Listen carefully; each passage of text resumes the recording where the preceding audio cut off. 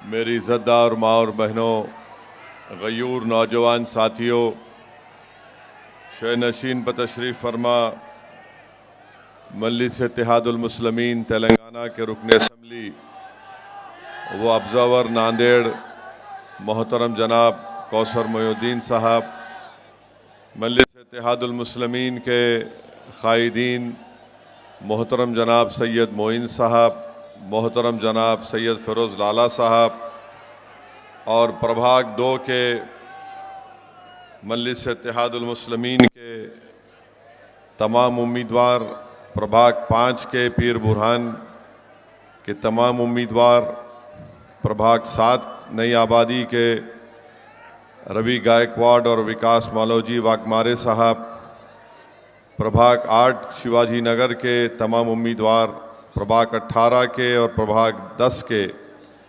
मजलिस इत्तेहादुल मुस्लिमीन के तमाम उम्मीदवार, मोअज़्ज़िज़ हाज़रीन इकराम, बुज़ुर्गान क़ौम मिल्लत, मैं आपका शुक्रिया अदा करता हूँ कि आपने अपना कीमती वक्त निकाल कर आज पीर बुरहान नगर में मजलिस इत्तेहादुल मुस्लिमीन के इंतखाबी जलसे में आपने शिरकत की।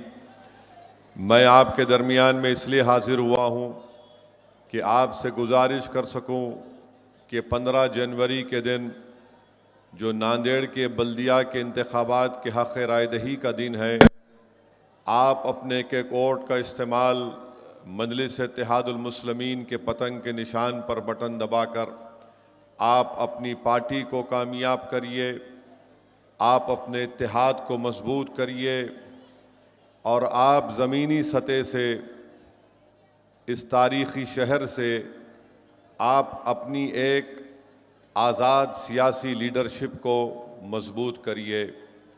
याद रखिए, भारत की जो लोकशाही है और भारत का हमारे वतन अज़ीज़ का जो संविधान है, वो हमें इस बात की इजाज़त देता है कि हम अपने वोट के ज़रिए से अपनी एक सियासी लीडरशिप को मजबूत करें या पैदा करें। मेरे अज़ीज़ दोस्तों और बुज़ुर्गों, याद रखिए, अगर आप अपने वोट के इस्तेमाल में कोताही करेंगे तो फिर इसका नुकसान हम तमाम को उठाना पड़ेगा। मजलिस इत्तेहादुल मुस्लिमीन ने इस बल्दिया के इंतखाबात में अपने तमाम उम्मीदवारों को आपके सामने पेश किया है और मैं आपसे फिर से अपील कर रहा हूँ कि वोट का इस्तेमाल करिए। वोट एक अमानत है और आप अपने वोट के ज़रिए से अपनी पसंद और नापसंद का इजहार कर सकते हैं। मजलिस इत्तेहादुल मुस्लिमीन बरसों से मिल्लत मज़लूमा की खिदमत कर रही है और मजलिस इत्तेहादुल मुस्लिमीन का पैगाम एक ही रहा कि हमको अगर इंसाफ चाहिए, अगर हम ये चाहते हैं कि आइन में, भारत के संविधान में, कॉन्स्टिट्यूशन में जिन चीज़ों का वादा आवाम से किया गया और अगर हम उन वादों को पूरा कराना चाहते हैं तो मजलिस से आपसे कहती आई है और आज मैं कह रहा हूँ कि आपको एक मरकज़ सियासी से वाबस्ता होकर अपनी पार्टी को मजबूत करना है। और मैं बड़ी ज़िम्मेदारी के साथ ये कह रहा हूँ कि मजलिस पर जो लोग तनक़ीद करते हैं, बेजा मुखालिफत करते हैं, उसकी अहम वजह यह है कि नहीं चाहते कि मुस्लिम अक़लियत की एक सियासी लीडरशिप बन जाए। मेरे अज़ीज़ दोस्तों और बुज़ुर्गों, एक तरफ बीजेपी है जो किसी एक मुस्लिम अक़लियत को अपना उम्मीदवार बनाने के लिए तैयार नहीं है। दूसरी तरफ हम देखते हैं कि बीजेपी के साथ महाराष्ट्र में शिंदे की शिवसेना है और फिर अजित पवार की राष्ट्रवादी कांग्रेस है। ये एक अजीब व गरीब यहाँ पर मिलाप होता है। नरेंद्र मोदी भारत के पार्लियामेंट में वक्फ कानून का एक नया तरमीमी कानून पेश करते हैं और उस कानून का मकसद ये होता है कि मस्जिदों को छीन लिया जाए।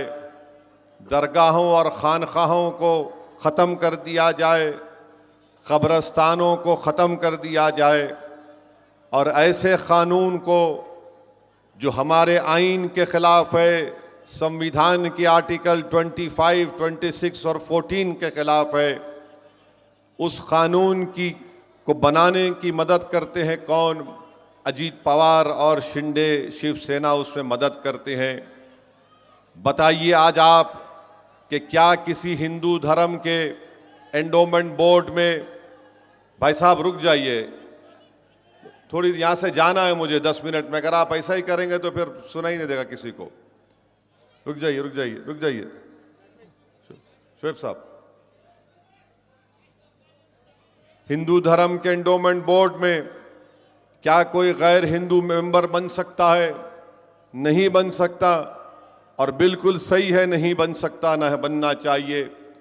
मगर नरेंद्र मोदी ने, अजीत पवार और शिंदे ने ऐसा कानून बनाया कि जिसमें अब मुस्लिम वक्फ बोर्ड जब महाराष्ट्र में बनेगा या डिस्ट्रिक्ट मुस्लिम वक्फ कमेटी बनेगी तो उसमें गैर मुस्लिम हजरात को मेंबर बना दिया जाएगा। आप बताइए कैसे किसी को काबिल कबूल हो सकता है? ये तो राइट टू इक्वालिटी दफ़ा 14 के खिलाफ है, आर्टिकल 26 के खिलाफ है। वफ़ एक मुसलमानों का एक ख़ास चीज़ है, उसका मज़हब से उसका ताल्लुक़ है, मगर ऐसा कानून बना दिया गया। और इस कानून के ज़रिए मैं आपको पहले भी कह चुका हूँ, आज भी कह रहा हूँ कि नरेंद्र मोदी, शिंदे और अजीत पवार ये चाहती हैं कि वफ़ को हमेशा के लिए भारत और महाराष्ट्र से ख़त्म कर दिया जाए। उनका मकसद एक ही है कि मस्जिदों को ताले लगा दिए जाएं। उनका मकसद ये है कि इस तरमीमी कानून के ज़रिए जो दरगाहें और मसाजिद 100 साल से ज़्यादा पुरानी और प्रोटेक्टेड मॉन्यूमेंट में कहलाती हैं, उनको हुकूमत ये कानून के ज़रिए ये बता रही है कि ये वफ़ इसका मालिक नहीं है, बल्कि आसार क़दीमा ASI उसका मालिक रहेगा। तो बहुत सी चीज़ें उसमें गलत हैं। इस तरह का गलत कानून बनाकर मुसलमानों से उनकी मजहबी तशख़्ख़ुस को छीनने का काम नरेंद्र मोदी, शिंदे और अजीत पवार करती हैं। मैं आपसे फिर से कह रहा हूँ, याद रखिए, वफ़ के कानून बनने के बाद एक बहुत बड़ा इलेक्शन महाराष्ट्र में होने जा रहा है। आप अपने आपसी इख्तलाफात को बाजू रखकर आप मोदी को, शिंदे को, अजीत पवार को एक पैगाम दीजिए कि तुमने हमसे वफ़ को छीनने के लिए कानून बनाया, ये हमको मंजूर नहीं है। 15 तारीख को जब आप जाकर अपने वोट का इस्तेमाल करेंगे तो याद रखिए, जिस किसी का ज़मीर जिंदा है वो उसको पुकार पुकार कर कहेगा कि जिसने मस्जिदों को, दरगाहों और खानखाहों को छीनने का कानून बनाया, मैं मुत्तहदा अपने वोट का इस्तेमाल करूंगा उन पार्टीज और उन कायदीन और लीडर्स के खिलाफ जो मस्जिद, दरगाह और कब्रस्तान के खिलाफ कानून बनाया है। याद रखिए, आपका वोट इन फ़िरका परस्त ताकतों को एक पैगाम देगा जो हमारी मजहबी तशख़्ख़ुस को ख़त्म करना चाहती हैं। यकीनन वोट डालने का इख्तियार आपको है, मगर एक दीवाने की तरह पुकार पुकार कर कहने का हक मुझे भी है। और मैं आपके सामने सच्चाई को बयान कर रहा हूं। ये मत समझो कि ये सिर्फ नांदेड़ का बल्दिया का इलेक्शन है या महाराष्ट्र के म्यूनसिपैलिटी का, म्यूनसिपल कॉरपोरेशन का इलेक्शन है। इस इलेक्शन में अगर आप मंजलिस के उम्मीदवारों को कामयाब करेंगे तो दिल्ली में बैठे हुए बादशाह नरेंद्र मोदी को पैगाम मिल जाएगा कि नांदेड़ के पीर बुरहान शाह के रहने वालों ने मेरे काले कानून को अपने वोट के जरिए मुस्तरद कर दिया। अजीत पवार को मालूम हो जाएगा कि जो एक चाल चल रहा है, अजीत पवार को भी अंदाजा हो जाएगा कि अगर कौवा हंस की चाल चलेगा तो उसको कौवा ही कहेंगे, हंस नहीं कहेंगे।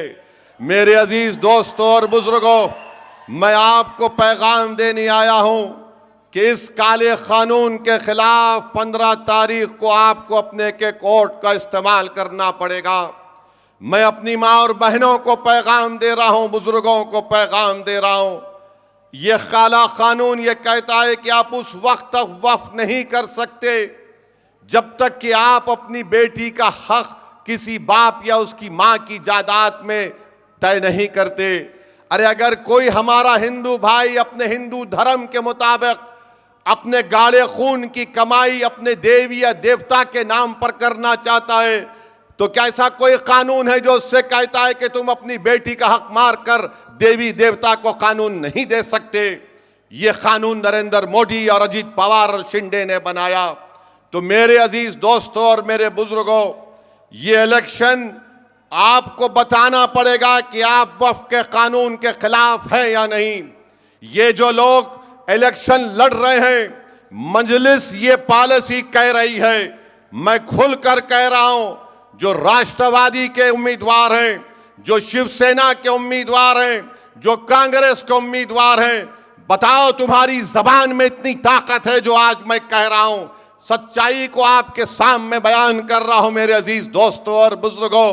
लोग कहेंगे कि ओवैसी मस्जिद, दरगाह और खानका को इलेक्शन में ला रहा है, बराबर ला रहा हूं। भारत का संविधान मुझे कहता है, आर्टिकल 25 और 26 के तहत मैं कोई जमीन के नीचे की आसमान की बात नहीं कर रहा हूं।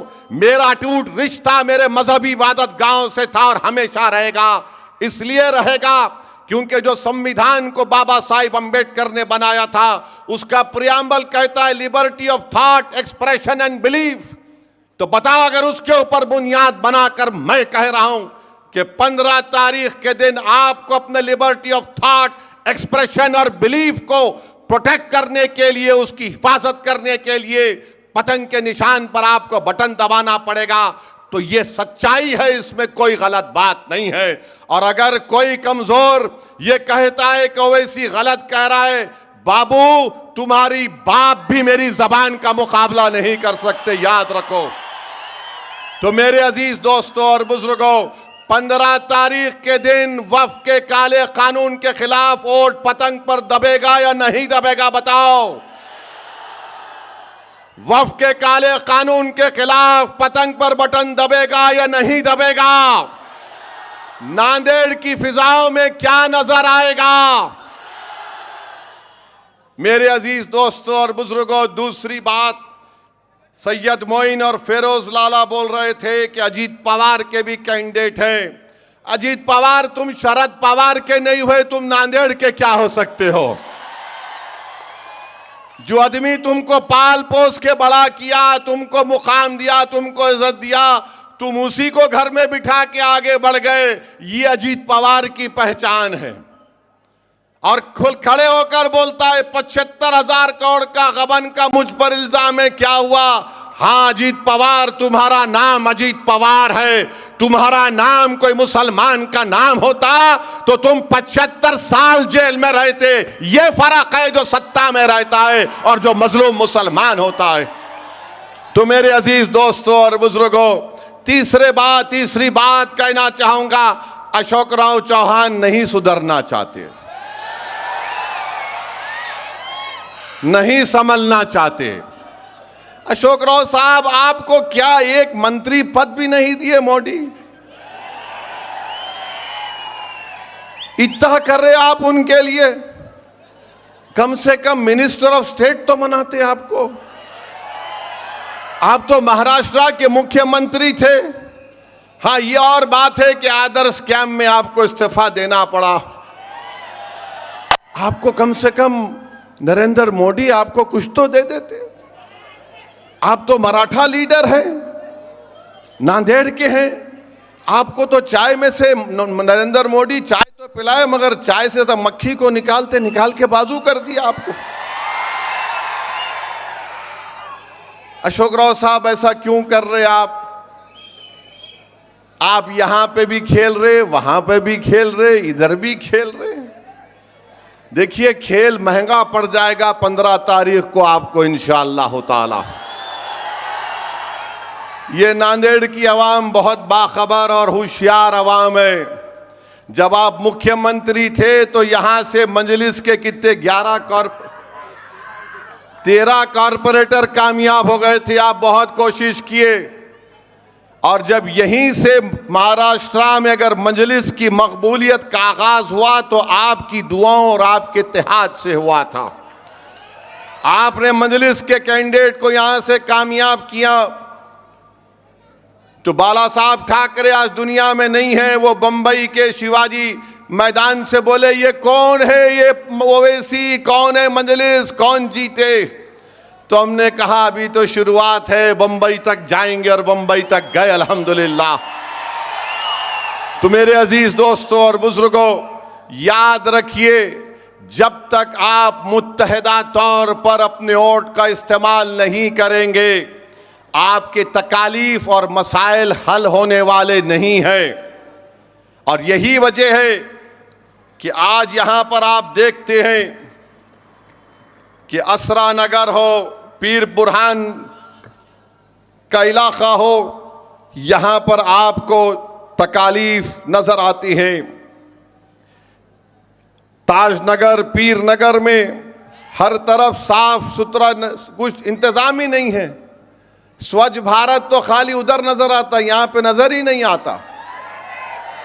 और फिर खबरस्तान में अदालत का फैसला आने के बावजूद भी वहां पर जो लोग कब्जे में नहीं हटाया जा रहा है।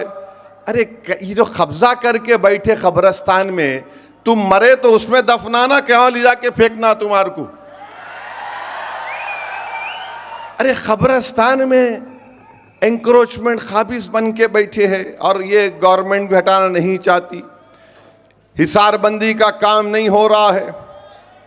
और फिर आप जानते हैं कि इंदिरा नगर के इलाके में ड्रेनेज के पानी, लोग मुसल्ली नमाज को जाते तकलीफ का सामना करना पड़ता है। इंदिरा नगर में ज़रा सी बारिश हो गई तो ऐसा लगता तालाब बन जाता है। तो ये तमाम चीज़ें हैं, इंशाअल्लाह ताला आप इन तमाम प्रभाग 2, 5, 7, 8, 18 और 10 से मजलिस के उम्मीदवारों को कामयाब करिए।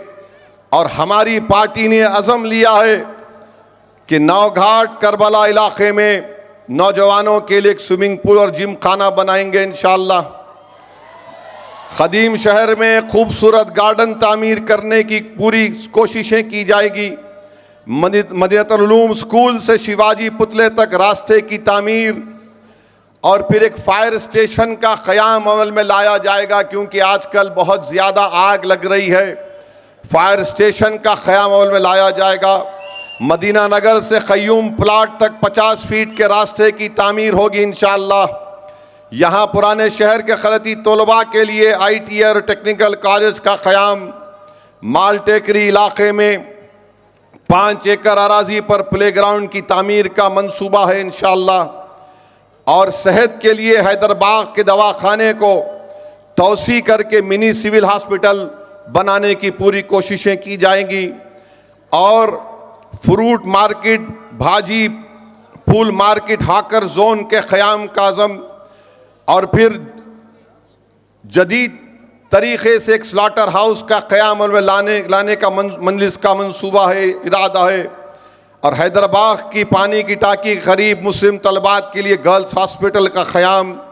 ख़दीम शहर में शादी खाने की तामीर का मंसूबा, और ख़बरस्तानों की बाउंड्री वॉल, हिसारबंदी और नमाज जनाजे के चबूतर और वज़ू खाने की तामीर का मंसूबा।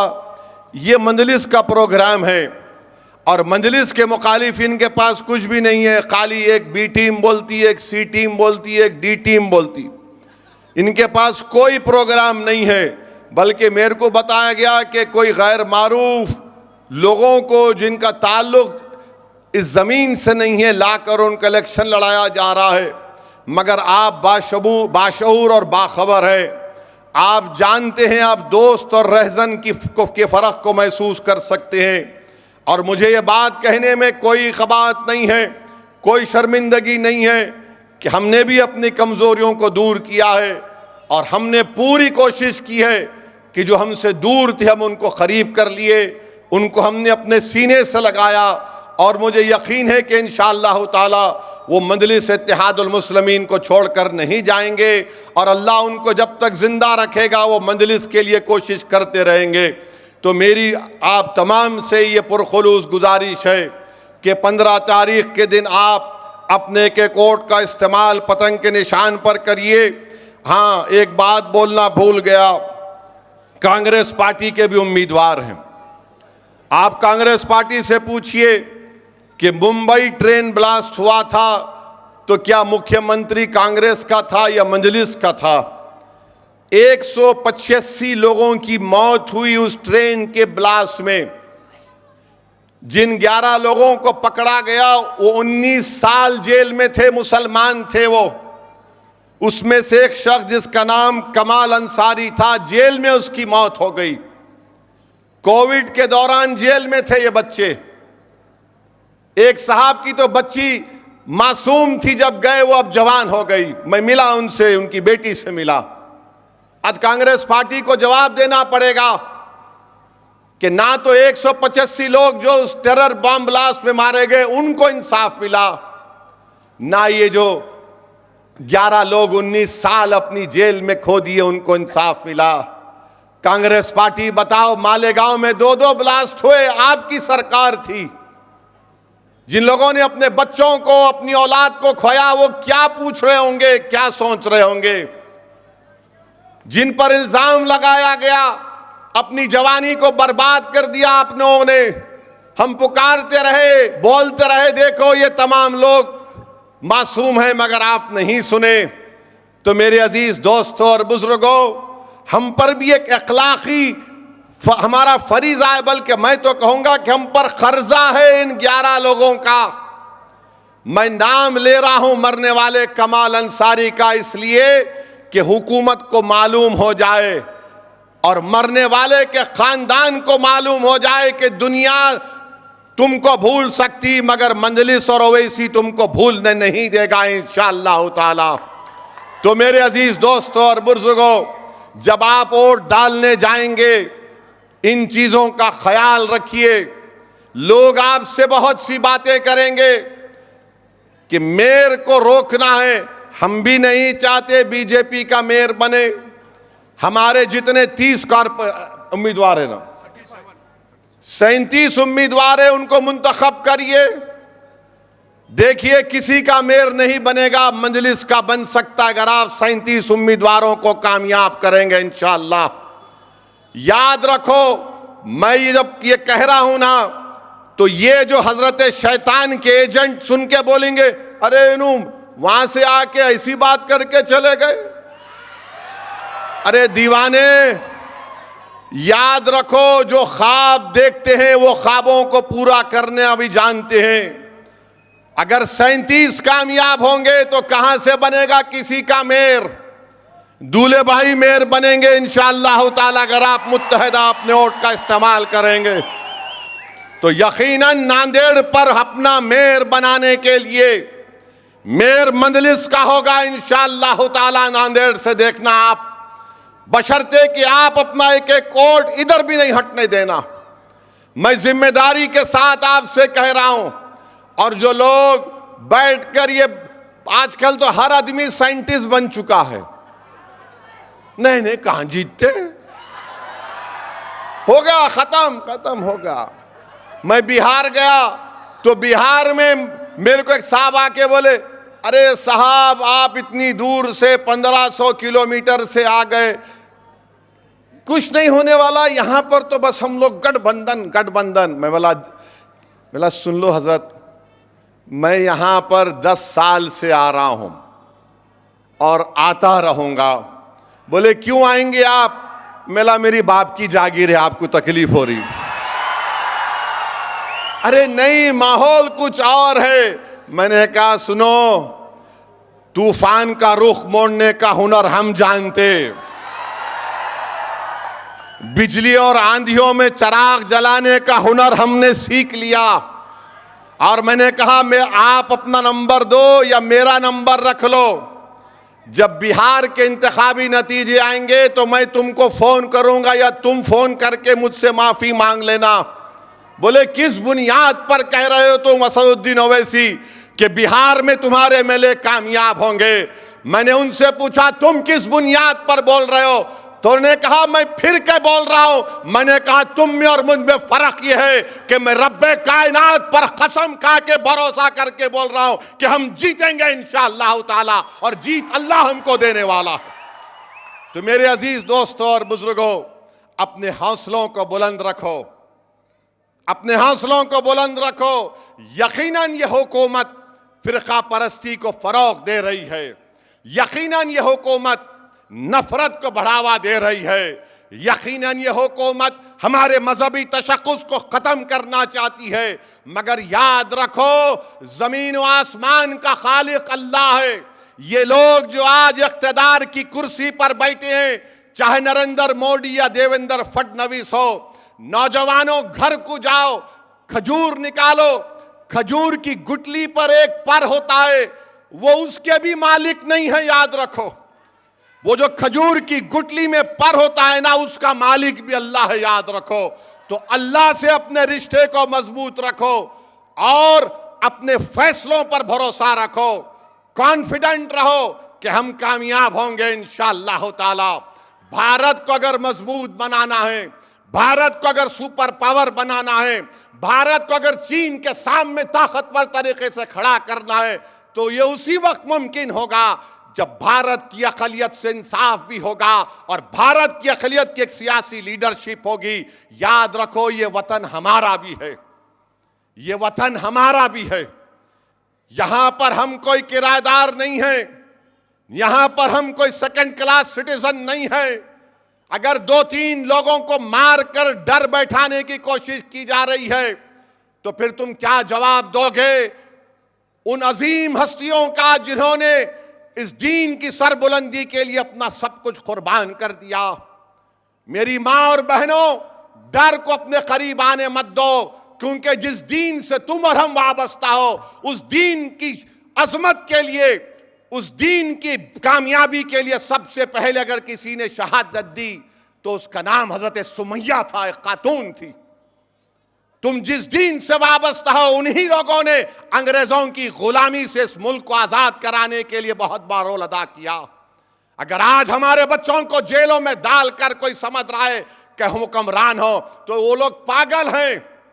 काला पानी की सजा काटने वालों में बहुत बड़ी तादाद मुसलमानों थी अंग्रेजों के खिलाफ। तो अपनी तारीख को याद रखो और हिम्मत और हौसले को बुलंद रखो। नरेंद्र मोदी के बारे में हम क्या कह सकते हैं?